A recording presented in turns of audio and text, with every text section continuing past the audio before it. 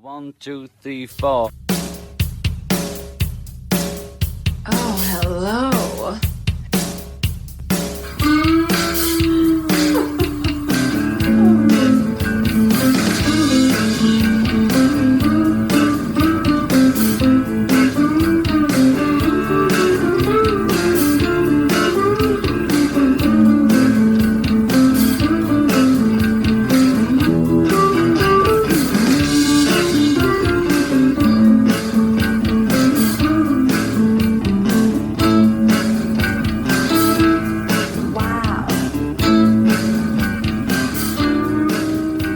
Serious rock talk back on the dial, traveling at a speed at 33 1/3 RPMs, where the vinyl will bring you to your preferred destination.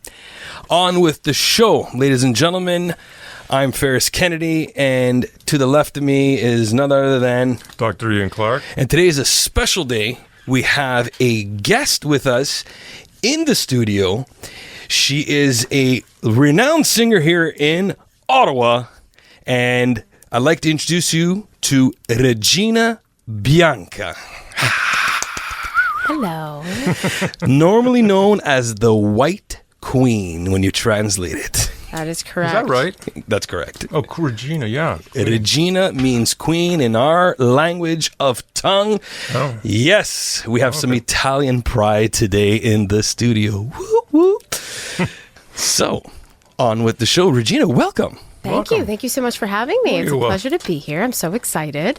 Well, we were looking forward to it. I know we were conversing earlier in the week, and you're like, this is it. It's happening. Here it is. Today's Yeah. the day. On with I the know. show. I remember we were talking about this a few months back, and I'm like, oh yeah, we've got like a couple months to talk about it and get organized. And just like in the snap of a finger, Christmas, New Year's, and now I'm here, and it just feels like it It's happened scary so the way quick. things sneak up. You're right. Insane. Well, here we are today in the Johnny Sadler studio here in That's Ottawa, true. Canada.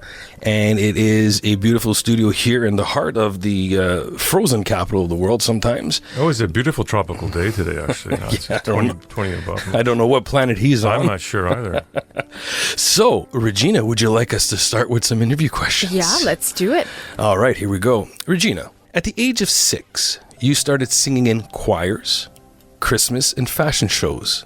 At that age, did you feel this is what I want to do as Regina Bianca?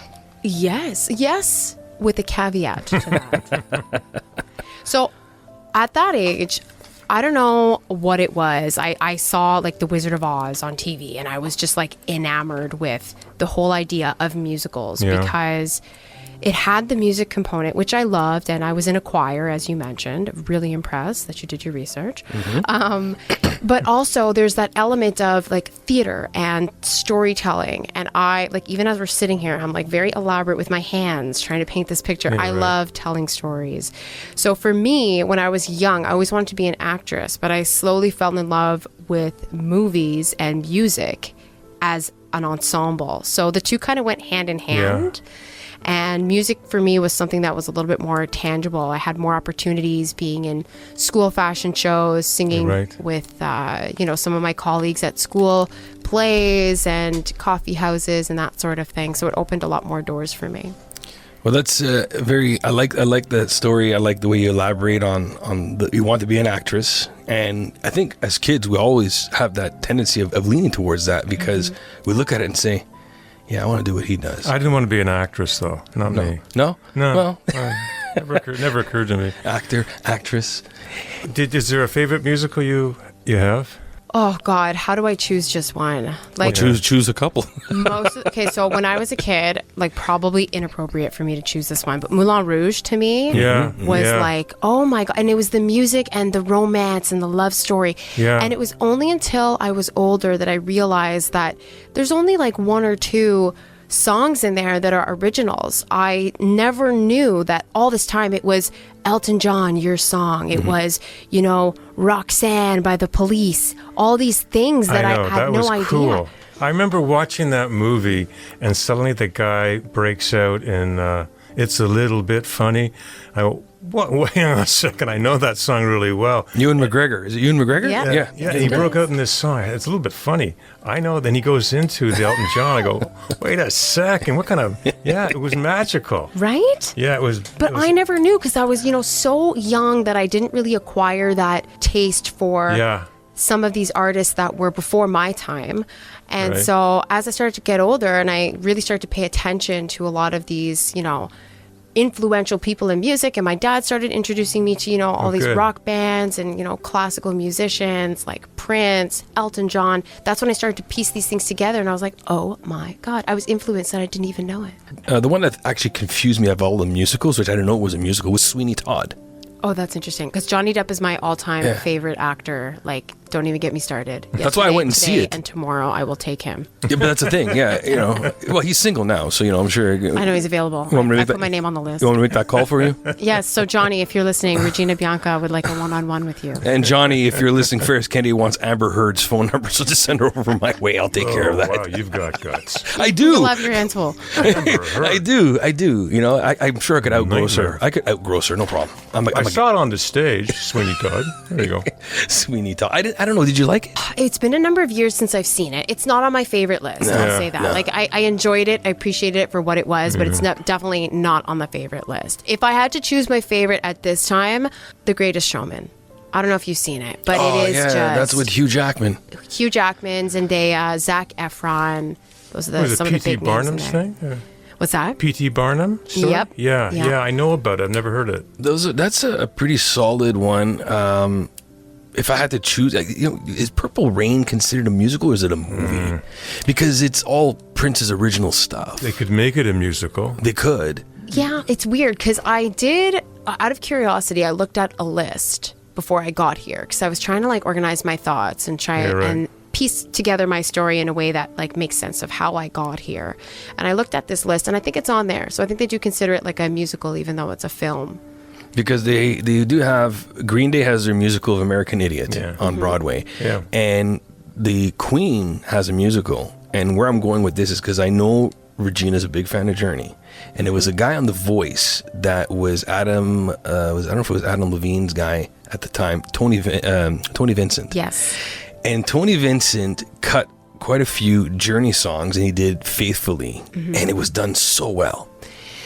And I remember saying to myself, if this guy got to win, he got to do a Queen song. Because that's what he was known for. Him and his wife were part of the musical of Queen. She was playing Scaramouche. Yeah. And he, and I'm saying, why is this guy doing Queen? And he didn't do any Regina whatsoever. And he lost because he could have won. Oh, I see. So you're saying you had the missing potion to get him there. I think so. Yeah. If you could call me, I'd say, look, Tony, I'm done. Let's talk. I don't know if he's Italian. Maybe it is. Maybe it's Antonio Vincenzo. I don't know. They always Americanize things down in the States, right? So I like the way they do it. So, but anyways, What else did your research department come up with there? for you, Pour moi. numéro deux. No. So that's we covered. Oh, did we? We covered that one. Well, then ask her again. She has different types of. We're dedicated professionals, please. All right. So actually, Numéro 3. numéro trois. All right. Regina, with some of your musical inspirations in Céline Dion, Whitney Houston, Andrea Bocelli, is there any other artist that stands out to you? As I listened to some of your music and was fortunate enough to see you perform at an event, I hear some Christina Aguilera and a hint, just a hint of Vanessa Carlton. Am I on the right track? I've gotten Vanessa Carlton before. Recently I got Alanis Morissette because of the vibrato thing that I do with my voice. I don't see it, but I can appreciate how there's a link there. In terms of musical style, I mean, my influences come from a lot of the stuff I do is basically stuff I grew up on. So the Celine Dion comes from my mom. Every Christmas, it was Celine Dion's Christmas album that was playing. And, I remember there being days where we're spring cleaning and she's got every single one of Celine Dion albums on our own ghetto blaster, just probably pissing off the neighbors, just full blast Celine Dion. So there's a lot of that, and that's where I get a lot of my vocal inspiration from. So I think that's where a little bit of that Christina Aguilera link is coming in. Yeah. And then my forte is more like softer ballads, but I do love that old rock feel that my dad introduced me to. Yeah. So a lot of the stuff that I do is instrumental acoustic ballady versions of some of these that's old interesting. classic rock Yeah. songs. So if I were to choose one inspiration, vocally Celine Dion, I think business wise Taylor Swift, and we can jump into that in a lot more detail if you want. Yeah. Vocally not so much, because I actually don't think she's all that much of a strong vocalist, but when you look at her story, like I'm only a recent Swiftie, as they call it. I was never really into her. We just did a episode. Really, We eh? cover her, and we got some great I compliments haven't on seen it. that one yet. I've been catching up. I'm behind, I'll admit. Well, yeah, I didn't know half of it. Recently, Paul and I went to a rock trivia event. We sat with a woman who's a real Swiftie, and she was amazing. Speaking to her, and she's going to see. She couldn't get tickets in North America, so she's going to see her in Sweden. $150 for Sweden.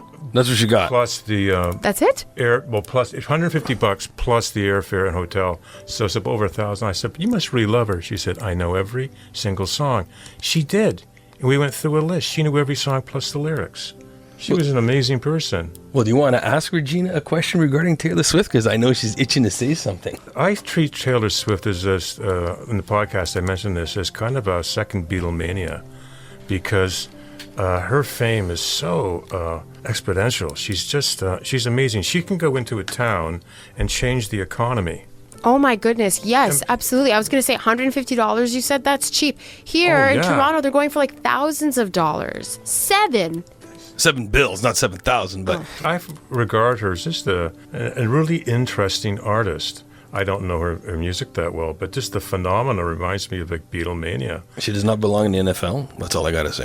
Kennedy doesn't like the NFL connection. I'm kind of zoned out on that. But Well, for me, I think like I was never really a huge Swiftie. She started off in country, which I love country. I have like, Rascal Flatts has a dear place in my heart. Like whenever I just want to cry by myself in my room, I'm throwing on some Rascal Flatts. I have nothing against country, but I was just never a big fan of hers. And then when she started to get into pop, she was just everywhere. Every award show had her, zoomed in, and it was just too much.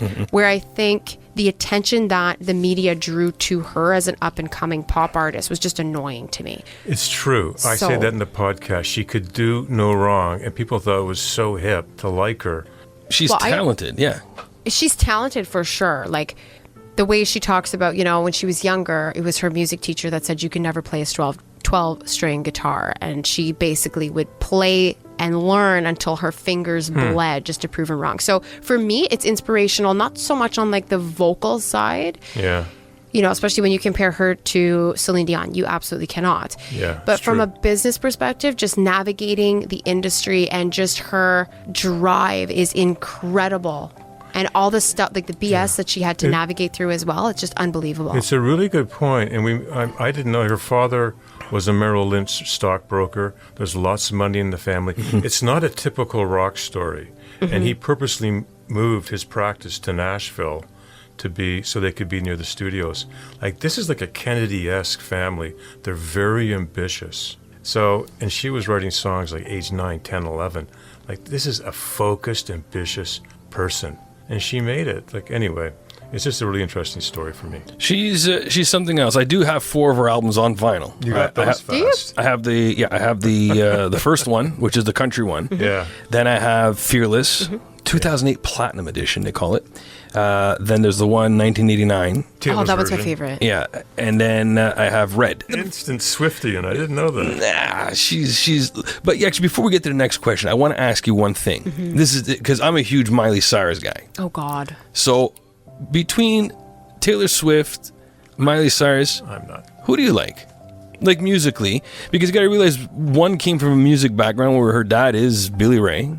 And hang on, whoa, music background with Billy Ray. Yeah, he's country. And then the other one, he's country. And then the other one, obviously, like Dr. Clarke said, it's, a financial background where I think she had a little bit of a strict upbringing too. Taylor Swift. Yeah. But Oh, very focused person. So for me, it's comparing two totally different things. Miley Cyrus, to me, I never resonated with her much, just because, you know, when artists are given this platform, they tend to convey things that they stand up for. And the image that she was portraying was not in line whatsoever with my values and morals. Yeah, so it right. never gave her much credit because, you know, I mean, she's over that period of her life now. I think she came out with a song that basically said, you know, I used to be young or whatever it is. Oh, yeah, yeah. But, you know, when I was growing up younger, it was like drugs, alcohol, hardcore partying. And I'm like the complete opposite of that, honestly. That's Yeah, good. right. That's good. I hope that answers your question. I'm trying to be as diplomatic as I can with that one, but just not my vibe. No, I always thought she tried too hard to break the Hannah Montana thing by just going so far over Yeah. that there's a difference between being entertaining and outrageous. Anyone can be outrageous. That's easy. And she, to me, she was outrageous. Well, there was that period. Yeah, she was just totally off the Twerking wall. around and all that stuff. Oh, anyone But can do her that. later stuff, like her album, Flowers. I have that album. I do cover that one. That's a great song. It's love a great it. song. But do you want to know why it's so great? Do you ever notice how similar it is to I Will Survive? Oh, Jesus. Oh, interesting. That's a great song. Gloria Gaynor. Yeah. Yeah. Very, very similar. And like so much so that, you know, on the occasion that I get to DJ, you know, you can almost mix the two together. That's how interesting. Oh my God. similar they are. Okay, Yeah. next time at an event that we're at the same one, I'm gonna Yeah. come and hound you and DJ Mo. Yeah, we'll mix that one together. mix it I've been together. I've been like nagging him, like, we got to do this song. We got to do this song. So I think like I think I saw a TikTok of it because there's this guy, and I wish I had his handle here so I could share it. But he actually analyzes different things in music, Yeah. and one of the things he compared was, do you ever wonder why Flowers by Miley Cyrus is so catchy? And then he'll do a side-by-side comparison with I Will Survive, and you're like, holy Yeah, I know. I think a lot of chord progressions. There's a guy that studies modern chord progressions, and there's basically 4 chords, and he goes through and think, yeah, that sounds really similar to a lot of songs. You can change the beat, but you've got your majors and diminished and minors. And I thought, yeah, you're a little too clever. I think he's a British guy. Well, it's good though that you're saying that comparison, because there was a bunch of songs that were compared that they were saying the Chiffons, George Harrison stole My Sweet Lord. Yeah, but that's a real stretch. It was a real. It was done through his subconscious. Like he lost 587,000. Then you got Robin Thicke. Oh yeah, I was inspired by Marvin Gaye, and well, yeah, there you go. Well, there's someone that decided to cash in $1 million. Well, I think Ariana Grande also got zinged Did for she pinch too? oh geez, what was that song? Oh, I know what you're talking about. Yes, they were talking about it because it was a documentary on Taylor Swift, the song "Shake It Off." Players gonna play. Yeah. And these other guys saying, "Well, we said that." Well, yeah, okay, but You no. can't copyright a lyric, like a single lyric. Well, it's like "Obladi Oblada," life goes on, right? Yeah. Yeah. They tried to sue, but you can't copy. Yeah, I can sing a song with "Let It Be." You can't sue me, right? I'm gonna find it. What was the song? Oh, Seven Rings. That's what it was. Yes. Dun, dun, dun, dun, dun, dun, dun, dun, dun, dun. The And it's very similar to Mary Poppins. It These sure are a is. few of my favorite things. Right? That's a great, yeah. Anyway, I think she was sued for that, if I'm not mistaken. Taylor Swift. No, Ariana Grande. Oh, Ariana Grande. I was sorry, I'm still on the We Taylor moved Swift on one. from Tay-Tay. We're gone from Tay-Tay. What about Tate McRae before we go to the next question? Tate McRae? Yeah. I like a few of her songs. Yeah, I just when you said Tay-Tay, I figured, Tate McRae. What the heck? I throw her in it. Little Canadian love from Calgary. So, Regina, Yeah. in some recent conversations with you, I understand you are a huge Journey fan. You like BSB from your young age, so Backstreet Boys. Is there any other bands that you are a fan of? Bands. Actual bands. Bands. Aerosmith. If I'm going old school. Yeah. And I bought tickets for myself and my father to go to the last tour that they are doing in Montreal. And then over the Christmas break, I get this email saying that they've had to reschedule That's due right. to, I think it's his Vocal, larynx or yeah. vocal cords or something Yeah. like that. So I will be devastated if I don't get to see Aerosmith in concert. They announced, Joe Perry did say in a recent interview that they're aiming for the fall. So I'm going to try to get those tickets again. And if I have to pay $6, I'm going to pay $6 because I want to see them one last time. But wait, again, as in you bought tickets for this recent show as well, or this is from a No, past show? I was going to get them. And then all of a sudden this announcement came out. So I was sad. And Dr. Clarke, I did a piece on Aerosmith, and I was pretty choked up on it because, again, it's one of those bands that I thought they were going to do like the Rolling Stones 2.0. You know what I mean? Just keep going and, do Vegas and all that good stuff. They did Vegas. Yeah, and do it again. And, well, that's it. I don't want these guys to die. See, we disagree on this. I think, I call them the Rolling Bones. Yeah. I just... See, I want them to live forever, too. I just want it to stop I remember them from their prime. They're using walkers when they come out. I just stop it. No, they have to go. They still have to continue on. It's like when someone is deceased, you want to remember them in their prime, not the image of them in a casket. You know what I mean? No, but Mick and Keith are still going. They don't look like they're still in their prime. Keith is forgetting chords now. Like if you watch McCartney, I was listening to him sing recently. It was a live version of a popular Beatles song, and I thought this is not the original key. He's way down because as you get older, your vocal you drop. And I thought the poor guy's out there singing obla di obla da, but it's not even I think the original key's B flat or something. He's way down now, and I thought, oh man, he doesn't need the money obviously, but he doesn't know what else to do. It gets him out of the house, and it's okay to stop. Yeah, I agree. But I don't want them to. I want them to continue on. It's like an old dog, right? You don't want to. But listen, they're touring. Okay, the Eagles are back on tour. Kiss is going to do this AI thing. From a emergency room or something. Green Day's touring. That's a mistake. Metallica's touring. Big mistake. We started off talking about old age, so let's let those guys go. All right. So Aerosmith is your go-to band. Anyone else? I recently went to a Jonas Brothers concert. I know this is like really millennial, but they're talented. Hey, I don't mind the Jonas Brothers. I like Nick Jonas. I think he's all right. I've always been a Joe fan. Who's the more successful one? Hard to say. Joe's in DNCE, the band DNCE that's right. as well. Yeah. I'd say obviously it's between Nick and Joe. Kevin was more of the backseater, which good for him. He's collecting and doing his thing, playing guitar. Kudos to him. Backstreet Boys will always have a dear place in my heart because it was the first concert I ever went to. I remember my mom took us. And I don't know if I'll remember it because I nearly choked on my dinner prior to the event. And my mom also had to take me to the emergency room. But joking aside, no, it was amazing. They came down in these on these surfboards. They were suspended from the ceiling, and Nick Carter was hovering above our section. And then I went to LA, and I was at what was it? Was it the Grammy Museum? I want to say it was the Grammy Museum in downtown LA, and they had a Backstreet Boys exhibit, and I saw all of the props and costumes from that concert. Cool. And I just cried because I was like, oh my God, all these years later. And it's I could touch it. I didn't, but I could have, You should have. I should have. A piece of history in the palm of your hands. Oh, missed my chance. Regina, being trilingual like moi in English, French, and Italian, have you ever taken a rock or pop hit and sang it in either French or Italian live or in your own home practicing? So there is an Ed Sheeran version of Perfect Symphony with Ed Sheeran and Andrea Bocelli. That one I perform live. That's the best one.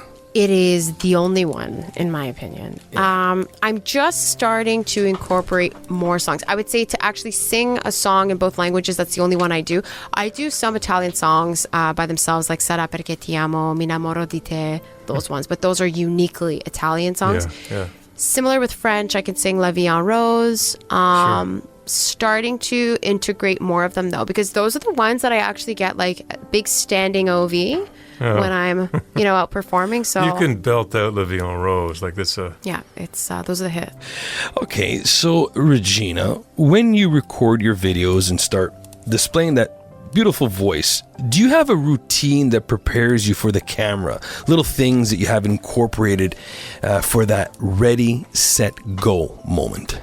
Listen, it's a love-hate relationship. I set out to buy all this recording equipment, I want to say 10 years ago now. I was dead set. I'm going to take this seriously. This is my passion. I'm going to pursue it. But I'm not a mixing engineer. So, and I don't have proper soundproofing and garbage in, garbage out, a lot of white noise, that sort of thing. So it's been a love-hate relationship because I understand the concepts of EQing, compression, reverb, all that stuff.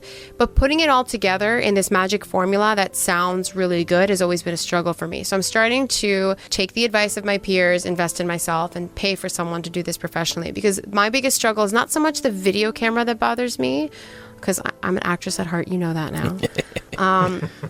It's mainly like, how can I capture myself on an audio recording that does my live performance justice? Like, there's covers I've done that are still in the archives. I have hundreds that I haven't released because I just hate them. I hate the quality of them.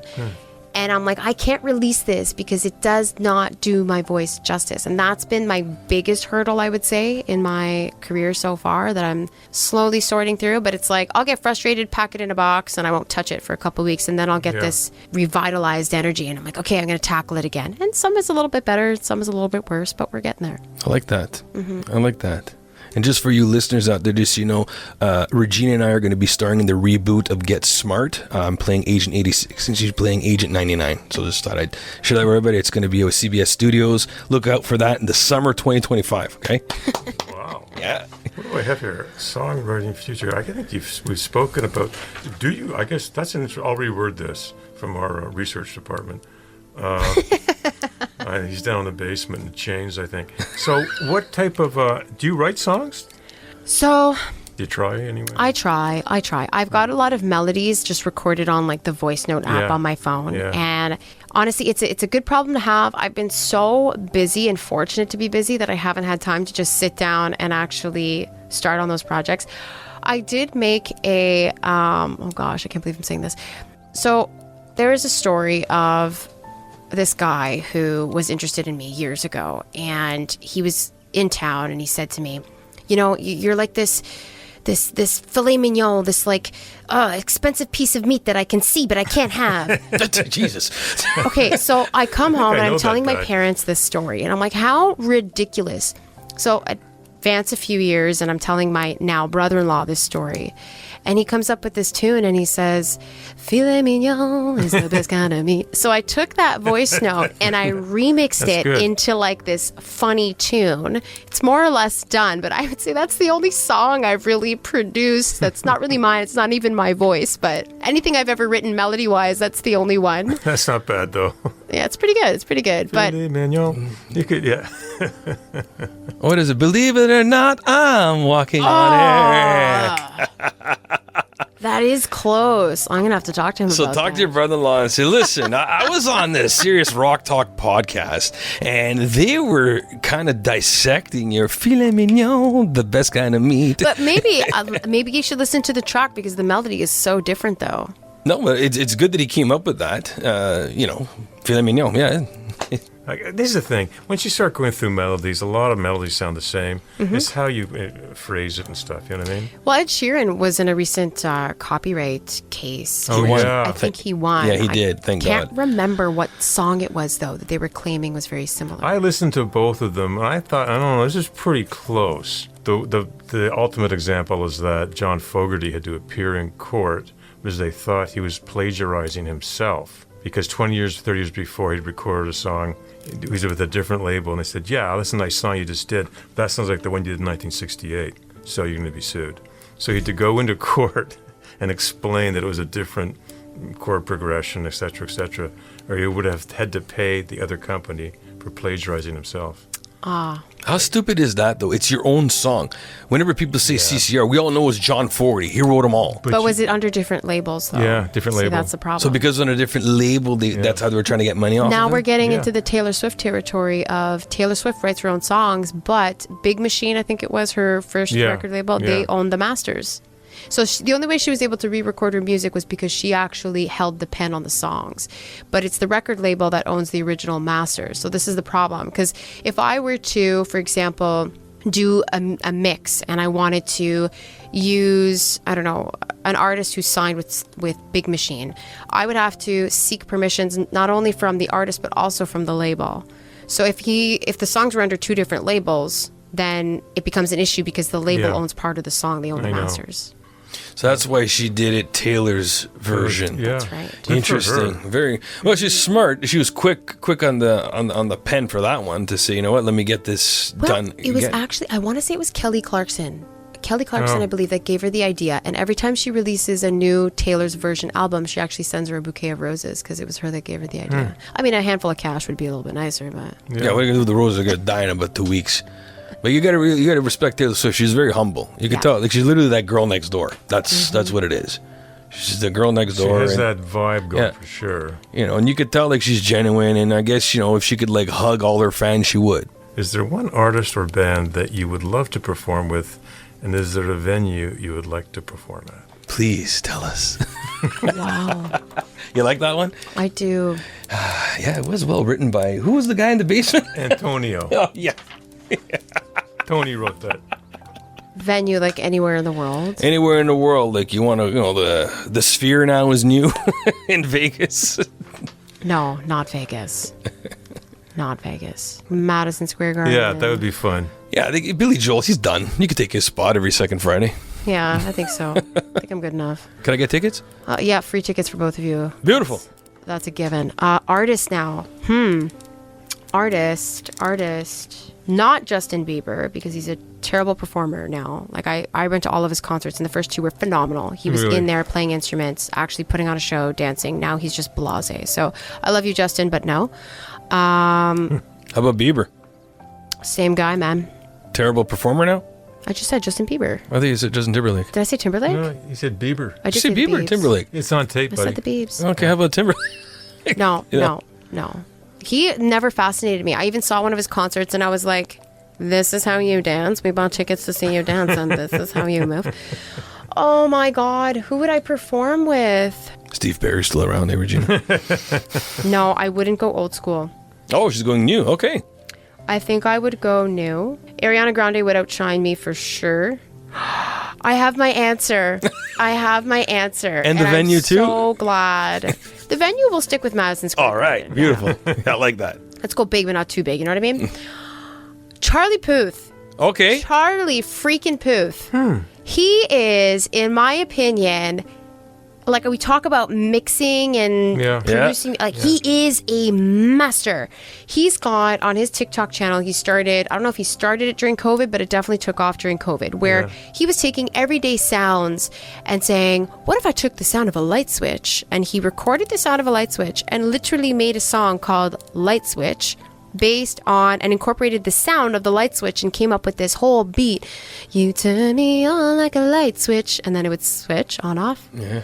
Oh, so good. And he has this whole channel dedicated to like people sending him stuff. Okay, Charlie, let's see you make a song out of this. And it's like a child screaming or something, and he'll come up with the most catchy tune. So yeah, I'm in awe of Charlie Puth right now. So I would say hands down, if I could share a stage with him, Charlie, my coordinates are online. Contact me. All right. So for Charlie Puth, if you're listening, Regina Bianca, your coordinates are, where could they get a hold of you at? Your email and your website. Go ahead. Regina Bianca Music at gmail.com, Instagram at Regina Bianca Music, and reginabianca.ca or .com. She's got both of them for Canada and for the rest of the world. And Charlie Puth, if you're listening, please give her a ring. She'll be more than happy to perform and do some light switch songs or some other, maybe Charlie. We'll talk to Charlie. Yeah. Get me in, guys. Get me in. And Johnny Depp. Apparently, Johnny Depp, if you're around. Johnny Depp sings. He actually He is in a does. band. That's right. Oh my God, can I change my answer? Yes, Yeah, go ahead. Here's Regina's alternative answer. If Charlie is not available, and then I'll give her an alternative that guy. if that one's not available. So you go ahead, Regina. No, I'll stick with Charlie. Johnny, I love you for movie purposes, but unless it's to be, a, what's it called? Supporting actor. Unless it's to be your supporting actor, Johnny. Sorry, I don't want us to share a stage with you. I prefer Charlie on that one, I will admit. All right. So if they're not available, I want Jared Leto from 30 Seconds of Mars to give Regina Bianca a call, and you guys could perform at the Danforth Music Hall, Vincent Massey Hall. And you know what? She's not a big fan of Vegas, but I guarantee you the Sphere will be eclectic. It will be eclectic. That's your plan C. Vegas to me, okay, listen, because we're manifesting now. When I play in Vegas, it'll be at the post-peak of my career, because that's where all the artists go once they've... At the Bellagio? The Bellagio. If it's still around. Caesar's Palace. Caesar Palace. I like that one. Yeah, I know the owner, Caesar Palace. What about number 10? Why don't you throw that one out? That's down your line. Well, okay. You want me to throw number 10 I out? believe this is the last question. Last question for Regina. Any advice you want to provide or an experience you would like to share with a young artist who's trying to make that next step? Believe in yourself when nobody will. There's days when, I have events and I'm performing and I've gotten all this reassurance and all these positive comments from people, and that invigorates me. Yeah, right. Do the work when you get the compliments. Do the work when you don't. Believe in yourself and invest in yourself, because my only regret, and not really a regret in a way because I think everything happens for a reason, but I wish I was more dedicated to it and not easily swayed when I was younger, because I feel like I'm still pretty young. I don't think I'm in that age group where it's too late for me yet. But I feel like I let a lot of opinions and negative thoughts get to me. And just because people don't always recognize your talent doesn't mean that it's not there. It just often means that you've outgrown them at a pace that they're not ready for. And sometimes when you're succeeding in a project, whether it be musical or, entrepreneurship, it often shines a mirror to the other people of all the things that they haven't yet done. And so, I've seen both sides of it. I've seen it when people are there supporting me, and I've seen it when I've had to be the one to support myself and keep myself going. And I would just encourage people to keep going. There's That's a light, great I advice, promise. yeah. Very great advice. And ladies and gentlemen, Regina Bianca here in the Johnny Sadler studios here in Ottawa, sharing her experiences with us and taking the time to interview with us about her music career. And before we end off, Regina, I understand that you have a surprise to perform for us today. I heard that. I do. I snuck in my keyboard. Oh, wonderful. And what song will you be doing? Oh, sola mia. No. No, not an Italian one. I'm going to do Bed of Roses by Bon Jovi. I recently performed this at a New Year's Eve gig, actually with my dad. So he was on the electric guitar and I was on the keys. He's not here with me today, but it's a song that, created a special memory with me and my dad. So I want to share that. All right, so I'll have you set up. And are you ready to go? I'm as ready as I'll ever be. Ladies and gentlemen, here in the Johnny Sadler studios for a serious rock talk exclusive, Regina Bianca performing Bed of Roses. Take it away, Regina.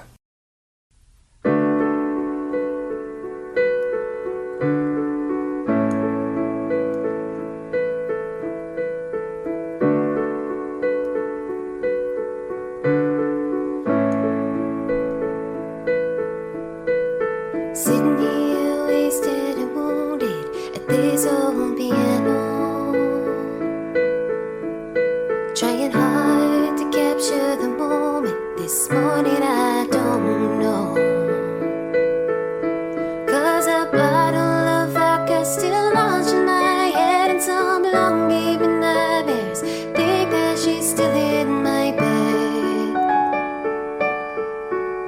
As I dream about movies they won't make of me when I'm dead. With an ironclad fist, I wake up and French kiss the morning, while the marching band beats its own beat in my head while we're talking about all of the things that I long to believe about love, the truth, what you mean to me, and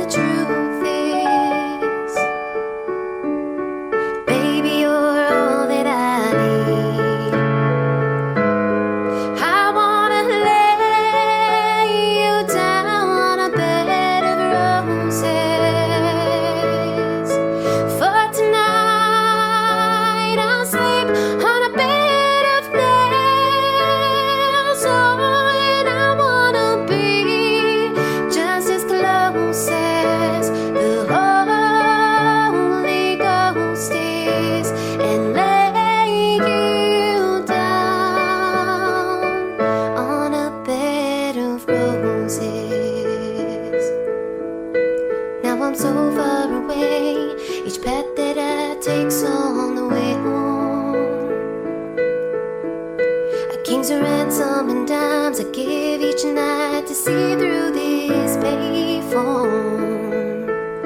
Still I run out of time, or it's hard to get through to the bird on the wire. Flies me back to you, I just close my eyes and whisper, baby, blind love is true. I wanna lay you down on a bed of roses.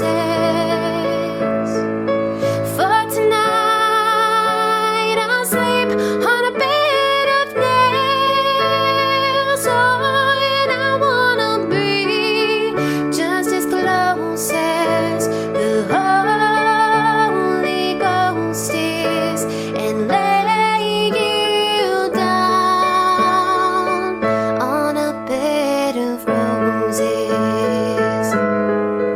Well, this hotel bar hangover whiskey's gone dry. The barkeeper's wig's crooked, and he's giving me the eye. Well, I might have said yeah, but I laughed so hard I think I died.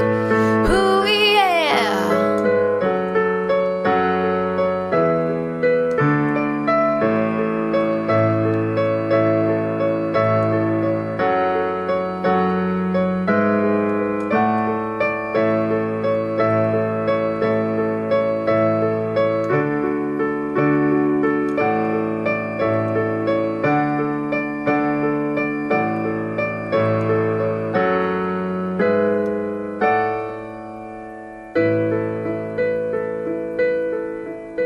Now as you close your eyes, know I'll be thinking about you.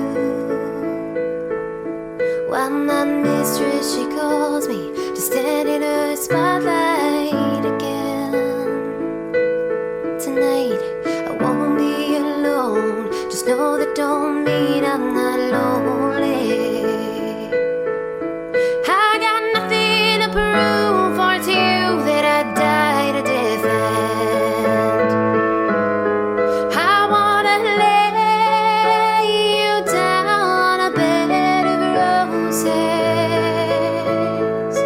For tonight I'll sleep on a bed of nails. Oh, and I wanna be just as close as the Holy Ghost is, and lay you down. I wanna lay you down on a bed of roses. For tonight I'll sleep on a bed of nails. Oh, and I wanna be just as close as the Holy Ghost is, and lay you down on a bed of roses.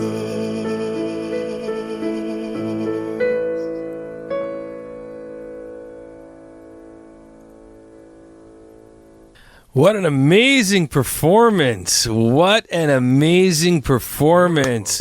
Bravo, Regina Bianca, the White Queen, ladies and gentlemen. This was a serious Rock Talk exclusive. Regina, how do you feel performing that in the studio? Really good. Really good. That was great. That was fantastic. Beautiful. I am really happy that you performed that. And for those of you, please check out our website, reginabiancamusic.ca or .com. And you can reach her at reginabiancamusic@gmail.com. That's correct. Pretty good. This is fantastic. So, ladies and gentlemen, I'm going to be signing off. I am Ferris Kennedy. Dr. Ian Clarke. And our special guest of honor, Regina Bianca. see you soon. Bye-bye. Bye.